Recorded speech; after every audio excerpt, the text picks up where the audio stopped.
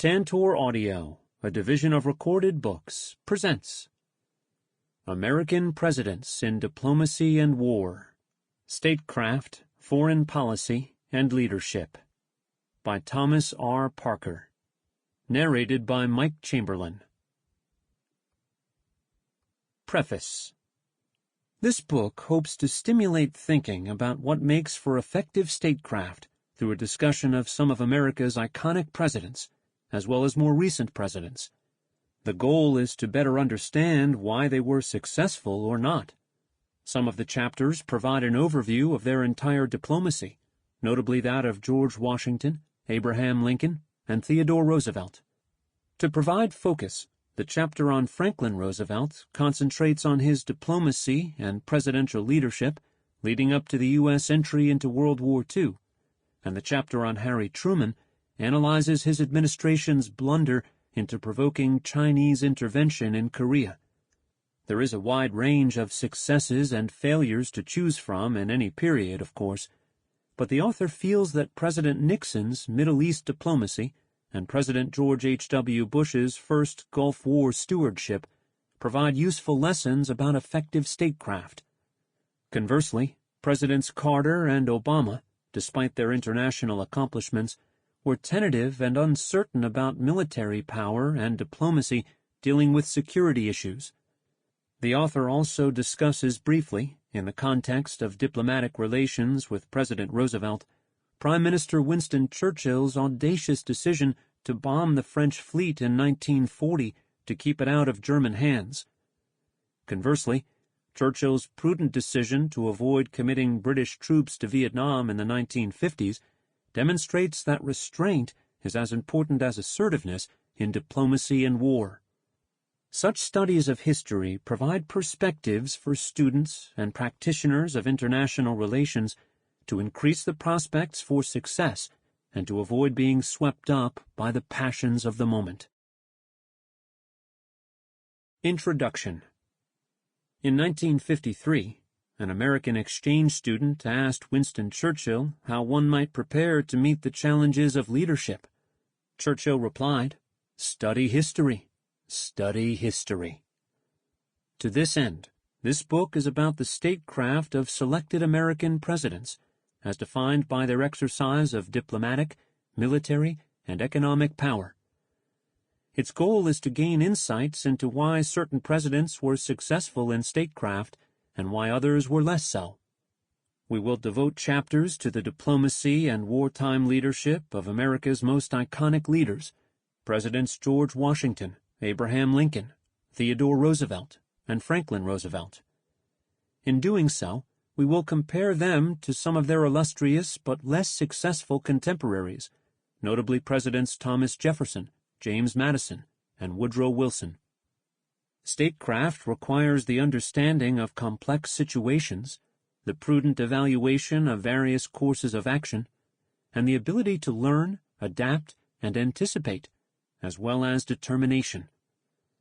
George Washington and his closest advisor, Alexander Hamilton, demonstrated these characteristics, as we will discuss in Chapter 2. During the Revolutionary War, Washington learned from his initial battlefield defeats and adopted a more effective military strategy.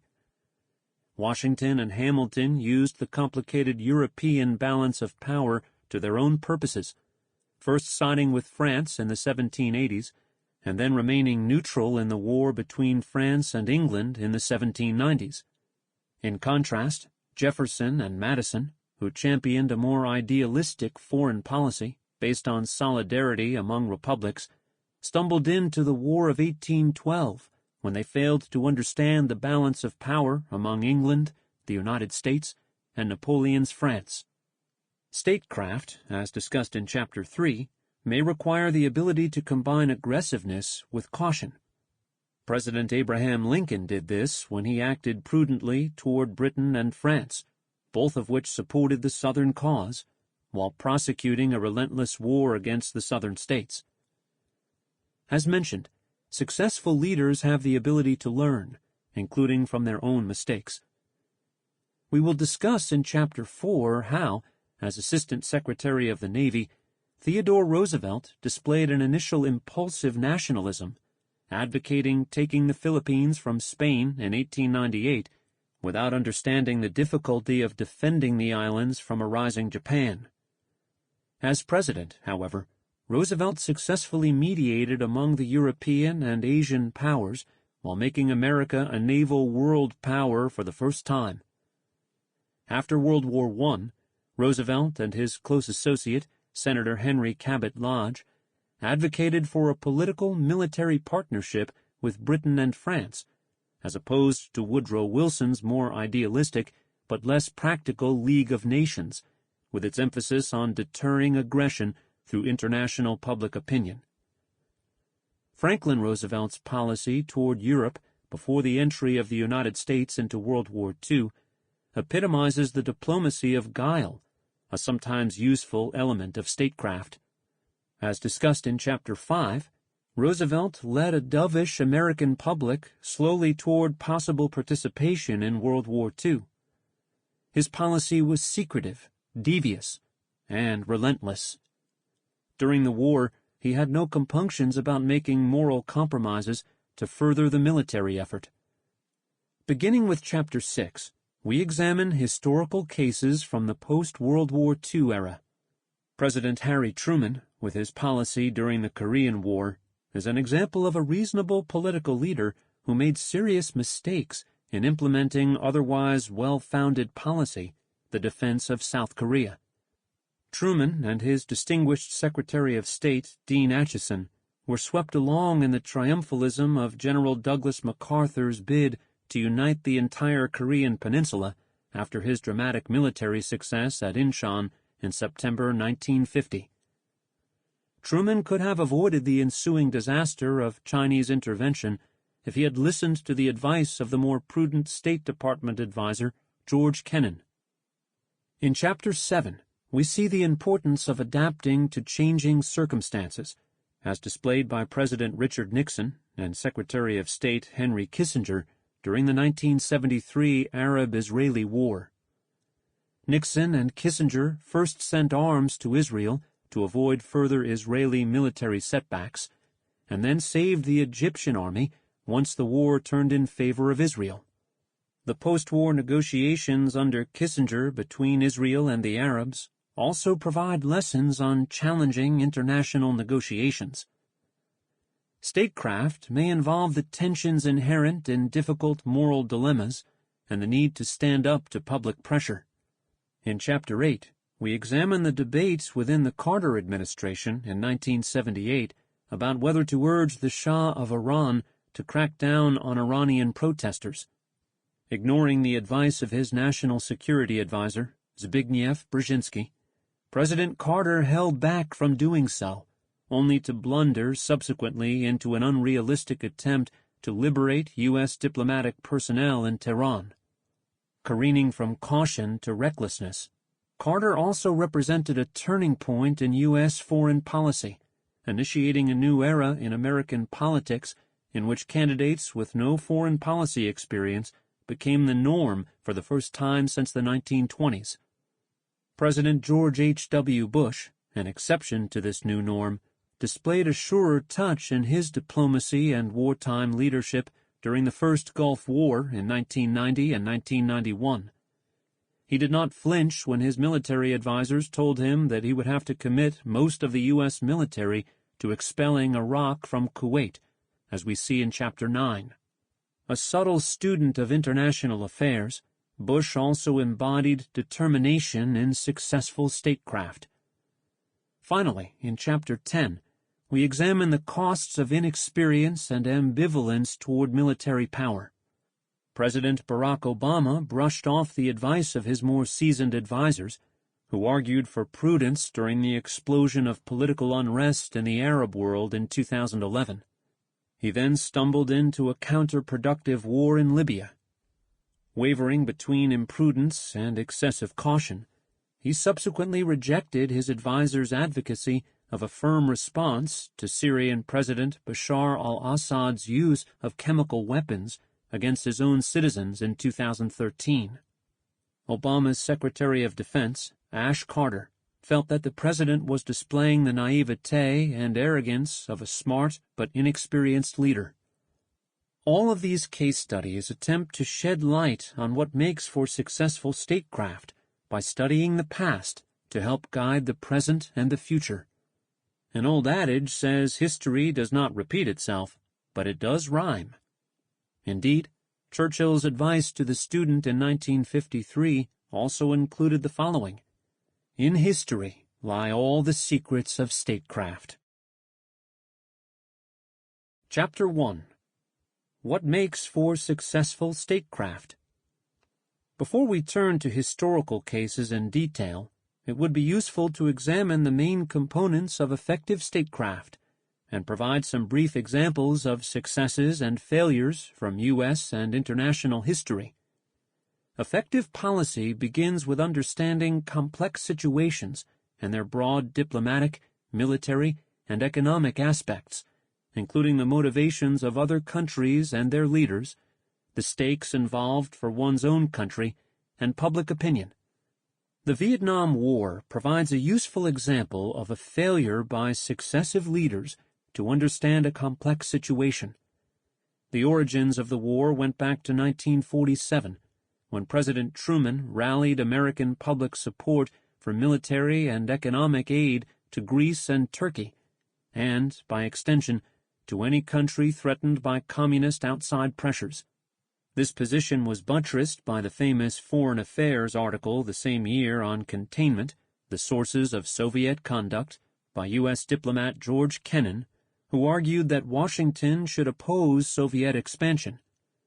These were laudable as general principles, but as the journalist Walter Lippmann pointed out, the sweeping containment policy risked overcommitting the United States to defending weak regimes where Washington was at a comparative disadvantage. Moreover, Kennan himself qualified the implementation of the containment doctrine by saying that he had never meant that U.S. assistance always required a military component. In short, distinctions needed to be made. Indeed, there were many reasons to be skeptical about the prospects for U.S. success in South Vietnam. Prime Minister Winston Churchill turned aside a U.S. request to help France in Indochina in 1954 and warned U.S. officials of war on the fringes, where the Russians were strong because they could offer assistance and sanctuary to the North Vietnamese and could mobilize the enthusiasm of nationalist and oppressed peoples. Churchill thought it best to defend Southeast Asia at the borders of Malaya, as Britain successfully did in its counterinsurgency campaign in the 1950s. The United States would help Thailand to defend itself in the 1960s. There were other reasons to avoid intervention, in addition to Churchill's warnings about nationalism and the proximity of North Vietnam to Russia and China. Vietnam's terrain, with its lush vegetation, favored the Viet Cong insurgents and worked against U.S. conventional forces with their dependence on air power and artillery. The communist regime also mobilized the entire population of North Vietnam and the Viet Cong guerrillas in South Vietnam. U.S. policymakers also failed to learn from France's military defeats in Vietnam in the 1950s. Overconfident U.S. leaders failed to discuss at length either these comparative disadvantages or the history of the intervention by the French. Finally, Professor Hans Morgenthau of the University of Chicago, one of the pioneering commentators on realism and foreign policy in the mid-20th century, went further by pointing out that the stakes were not that important in South Vietnam. After all, a united communist Vietnam would remain independent of China, given the historical rivalry between the two countries. Indeed, China and Vietnam engaged in a border war within several years of unification in the 1970s, and Vietnam remains an important partner of the United States in the loose coalition of East Asian countries opposed to Chinese expansion. Nor did U.S. policymakers step back from the discussion about a South Vietnam commitment to evaluate the bigger picture of America's comparative position in the Cold War rivalry. A more nuanced assessment might have gone along the following lines. the long struggle between the non-communist and communist worlds would probably involve some losses by both sides. Cuba, for example, would become a Soviet gain, and Yugoslavia a Soviet loss during the early Cold War period. Overall, however, the U.S. position was reasonably solid, given the strong desire of many countries to avoid Soviet domination, including even Communist China. One Cold War joke, for example, asked, "Which is the only country surrounded by hostile communist states?" The answer? The Soviet Union. Given the relatively strong geopolitical position of the United States and the internal weaknesses of the Soviet Union, the U.S. could afford to lose a country such as South Vietnam if the prospects for successful intervention at a reasonable cost were poor. In short, U.S. leaders failed to come to grips with the many reasons why the commitment to support South Vietnam was not vital and would probably turn out poorly. The importance of prudence. The 18th century British parliamentarian Edmund Burke called prudence the god of this lower world. Prudence takes the understanding of complexity and relates it to actual policy decisions about what the United States might or might not do. What are the pros and cons of the various policy options, their chances of success? What might be the costs if a given policy is successful? What are the various policy traps that should be avoided? Prudent policymaking depends on the ability to examine and implement policy options as objectively and dispassionately as possible, and to minimize wishful thinking, willfulness, and risk aversion. Abraham Lincoln, for example, was deliberative in his approach to political and military options. According to Charles Dana, Lincoln's assistant, the president had not freakish notions that things were so, or might be so, when they were not so. All this thinking and reasoning, all his mind, in short, was based continually upon actual facts, and upon facts which, as I said, he saw the essence. Lincoln knew there were too many imponderables to forecast the outcomes of battles, and he never assumed that the North would win the Civil War. He was certain, however, that it would lose if it followed the strategy of General George McClellan, who was excessively fearful about engaging with Lee's army. Lincoln, therefore, made a bold move in removing McClellan, despite the general's popularity with Union troops. McClellan's risk-averse mentality is not rare among military and political leaders. In the first Gulf War, when U.S. military planners, most of whom were initially opposed to using military force, provided President George H.W. Bush with an unenthusiastic briefing about their cautious war plans, Deputy National Security Advisor Robert Gates said it reminded him of McClellan. Bush did not remove those military planners, but he did tell them to come back with a more aggressive plan. Conversely, political leaders sometimes fall prey to the wishful thinking born of overconfidence. Their attitude usually reflects some combination of their natural optimism, the impact of recent successes, and the political temper of their time. President George W. Bush fell into this trap regarding Afghanistan and Iraq in the early 2000s. Another dimension of prudence is the imperative to match means, the appropriate ways of applying them, and ends.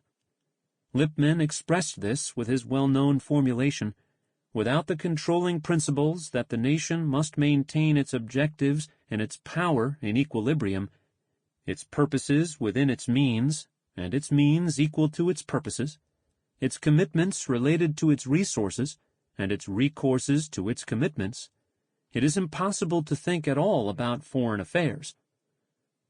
President Franklin Roosevelt illustrated this judicious approach when he rejected the advice of his senior military leaders to consider invading France in 1942 and 1943. Instead, he accepted Churchill's counsel to postpone an invasion of France until the Allies had gained aerial and maritime superiority over Germany, as they did by 1944. Roosevelt and Churchill agreed to fight in the less demanding theater of North Africa and Sicily until then. Roosevelt's policy leading up to World War II also demonstrates that guile sometimes has its place in statecraft, although U.S. politicians and the general public have generally frowned on its use. American diplomats, for example, stormed out of Paris in 1798 when French Foreign Minister Maurice de Talleyrand asked for a bribe before discussing their concerns about French harassment of American shipping in the XYZ affair. Likewise, few U.S. political figures would make Henry Kissinger's reported joke about circumventing the congressionally mandated arms embargo against Turkey for its invasion of Cyprus in 1974. The illegal we do immediately. The unconstitutional takes a little longer. Yet guile has its place in diplomacy and war. Churchill wrote that in wartime, truth is so precious that it should be attended by a bodyguard of lies. Similarly, Franklin Roosevelt said, "I am perfectly willing to mislead and tell untruths to the public if it will help win the war." Moreover, guile does not always mean deceit. It can simply involve cunning.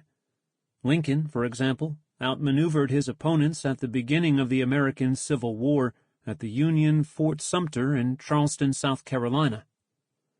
The fort was running out of supplies soon after Lincoln took office, and most of his cabinet members recommended withdrawing U.S. forces before they were forced to capitulate. Lincoln, however, saw the dire situation as an opportunity to induce the South to fire the first shots of the Civil War. He informed Confederate leaders, therefore, that Washington would resupply the fort with provisions, but no additional personnel or arms. This threat of no more personnel was meant to appeal to the states where slavery was legal, notably Kentucky and Maryland, but which were considering staying in the Union. The spirited but doomed defense of the fort was designed to appeal to the North.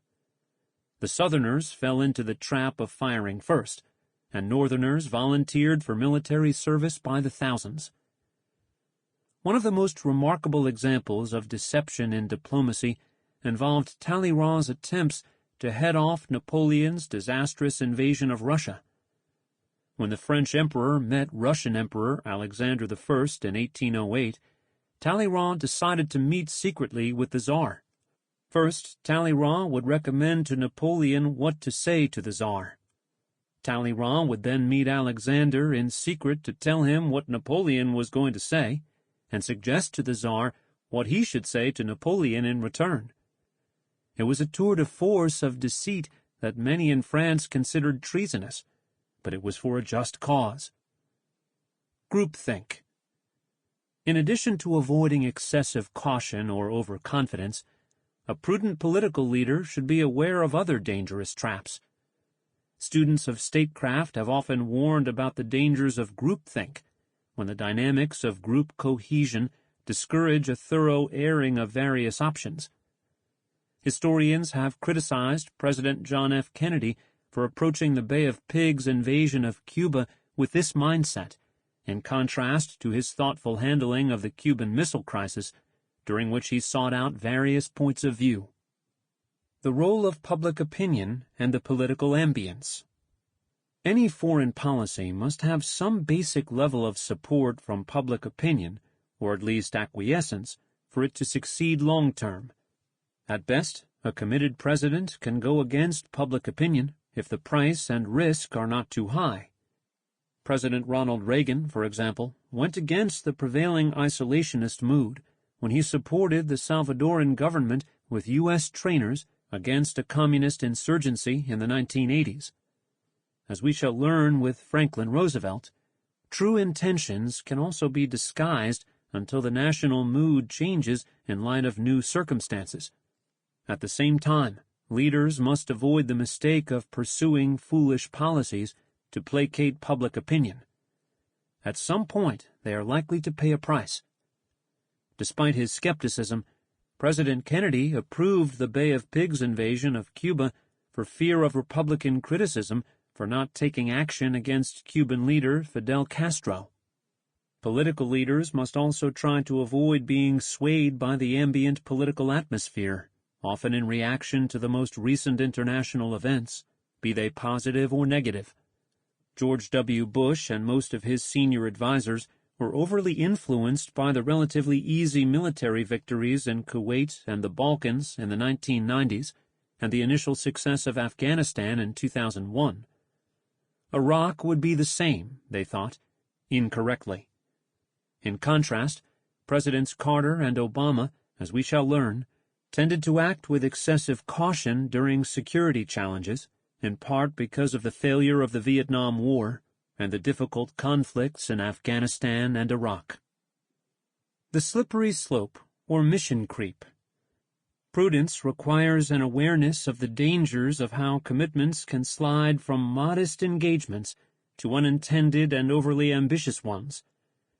President Reagan began what he considered a modest U.S. troop commitment in Lebanon in 1982 to escort the Palestine Liberation Front's combatants out of Beirut in order to end the Israeli siege there. Once that was accomplished, he withdrew U.S. troops only to send them back to protect Palestinian civilians after massacres at several refugee camps. This mission then morphed into a more ambitious commitment to side with the Lebanese government against Hezbollah, the radical Shia organization. Hezbollah suicide bombers inflicted hundreds of casualties on several U.S. Marine barracks, thereby driving the United States out of Lebanon. Iraqi President Saddam Hussein drew the lesson that Americans would not tolerate casualties as part of his calculation in invading Kuwait in 1990. The U.S. setback in Somalia in the early 1990s went through a somewhat similar evolution from a modest initial commitment to a more ambitious and risky one. The dangers of the cautious middle path. While prudence avoids unnecessary risk, this does not mean that a prudent leader should always seek a cautious middle path that splits the difference between options. Such a path sometimes appears superficially appealing, but can cause leaders to avoid tough but necessary decisions. When, for example, Italian dictator Benito Mussolini invaded Ethiopia in 1935, British and French leaders faced a dilemma. On the one hand, they could have opted for a forceful military move, such as closing the Suez Canal to Italy. On the other hand, Mussolini was still wary of Hitler's expansionist plans in the mid-1930s, and the British and the French might have acquiesced to Italy's invasion in an attempt to form an anti-German front. Instead, Britain and the League of Nations agreed on a half-hearted international oil embargo against Italy. This created an impression of weakness while pushing Italy into an alliance with Germany. Better to have either responded forcefully, as Churchill advised when he was a member of Parliament, or accept the invasion, as the French government privately counseled. The middle path failed on all accounts. Losing interest in policies. President Joseph Biden's withdrawal from Afghanistan in 2021 provides an excellent example of this danger. Reasonable observers could have differed over the president's decision to withdraw all U.S. military forces in the spring of 2021 to end the trickle of casualties and to focus on other foreign policy priorities. However, once he made the decision to withdraw, he and his senior advisers lost their focus on the country. U.S. military commanders reasoned that if the president was uninterested, they might as well leave Afghanistan as quickly as possible to minimize military casualties. Thus, U.S. military forces withdrew before the total withdrawal of U.S. citizens and friendly Afghans, thereby causing the notorious chaos at the Kabul airport and the decision to send back U.S. military forces. Ironically, the early withdrawal may have resulted in more military casualties than would have been the case if the military had remained until all civilians were evacuated. Thoughtful leaders, therefore, must monitor important commitments even as they are being brought to an end. Failure of imagination. Political leaders may stumble badly when they fail to consider all relevant policy options. For example, after Osama bin Laden and al-Qaeda attacked U.S. embassies in East Africa in 1998, the Clinton administration debated whether to respond with cruise missile attacks lasting only several hours against the al-Qaeda camps, or whether to attack them periodically. No one considered focusing the response against all. Sample complete. Ready to continue?